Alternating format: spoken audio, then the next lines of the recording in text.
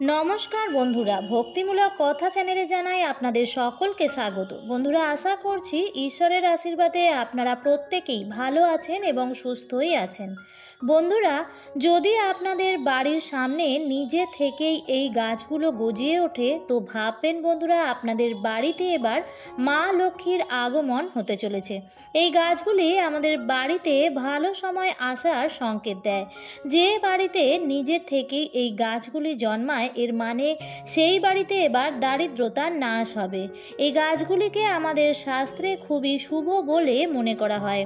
যেখানে এই গাছগুলি ওঠে তার আশেপাশের পরিবেশ খুবই শুদ্ধ করে দেয়, আর যেখানে এই গাছগুলি মারা যায় তার আশেপাশের পরিবেশ বন্ধুরা খুবই নেগেটিভ হয়।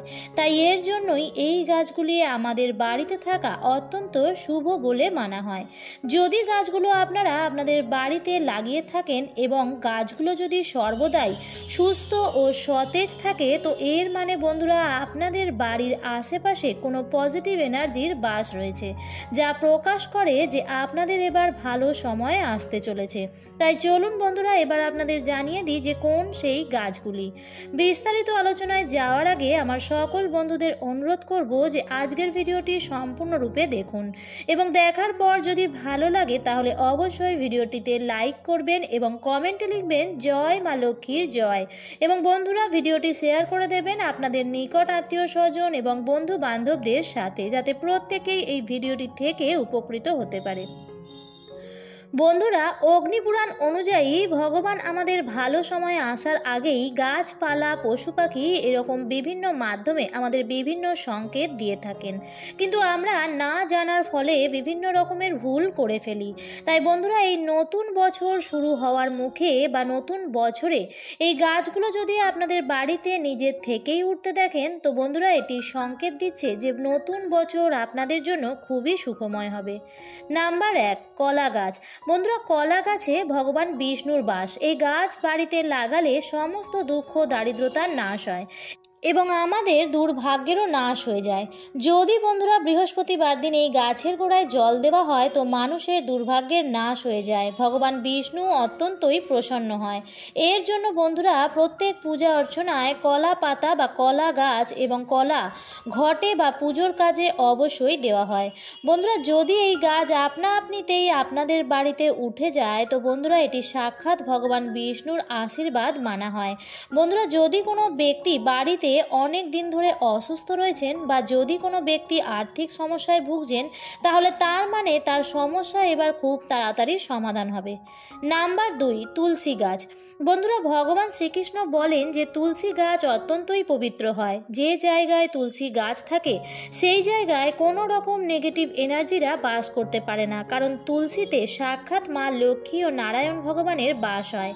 প্রত্যেক দিন তুলসী মায়ের পূজা অর্চনা করলে সেই ব্যক্তির সমস্ত দুর্ভাগ্যের নাশ হয় এবং সেই ব্যক্তি বৈকুণ্ঠ ধাম প্রাপ্ত করেন।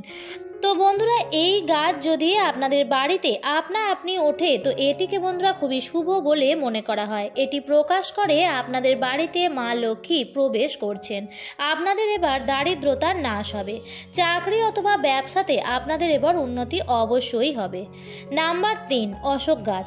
বন্ধুরা, বাস্তুশাস্ত্র অনুসারে বাড়িতে অশোক গাছ আমাদের দুঃখ দারিদ্রতাকে নাশ করে। তাই এই গাছ বন্ধুরা আমাদের বাড়িতে অবশ্যই লাগানো উচিত। এই গাছ আমাদের বিভিন্ন ধরনের শুভ ও অশুভ সংকেত প্রদান করে, আর এই গাছ যদি আমাদের বাড়িতে আপনা আপনি মারা যায় তাহলে ভাববেন আমাদের বাড়িতে কোনো খারাপ নজর পড়েছে। কিন্তু বন্ধুরা এই গাছ যদি আপনাদের বাড়িতে আপনা আপনি উঠে যায় তো ভাববেন বন্ধুরা আপনাদের জীবনে এবার খুশির দিন আসতে চলেছে। নাম্বার 4, নিম গাছ। বন্ধুরা, নিম গাছকেও অত্যন্ত শুভ বলে মানা হয়। এই গাছ আমাদের বিভিন্ন ধরনের রোগ থেকে মুক্ত করে। তাই এই গাছ যদি বন্ধুরা আপনাদের বাড়িতে আপনা আপনি উঠে যায় তো বন্ধুরা আমাদের জীবনে খুব শুভ সংকেত প্রদান করে। নাম্বার 5, আকন্দ গাছ। বন্ধুরা, এই গাছ ভগবান শিবের অত্যন্তই প্রিয়। তাই যদি বন্ধুরা এই গাছ আপনাদের বাড়িতে নিজের থেকেই ওঠে তো এটি বন্ধুরা মহাদেবের আশীর্বাদ প্রাপ্ত হওয়ার সংকেত দেয়।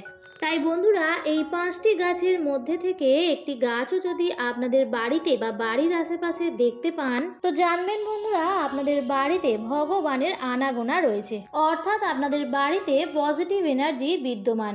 এর ফলে বন্ধুরা, আপনাদের পরিবারের মঙ্গলই হবে। আমার আজকের পর্বটি এই পর্যন্তই। ভিডিওটি দেখে যদি ভালো লাগে তাহলে অবশ্যই লাইক, কমেন্ট এবং শেয়ার করতে ভুলবেন না। পরবর্তী নতুন ভিডিওর আপডেট পেতে চ্যানেলটিকে সাবস্ক্রাইব করে পাশে থাকা বেল আইকনটির অল লেখাটিতে ক্লিক করে রাখবেন।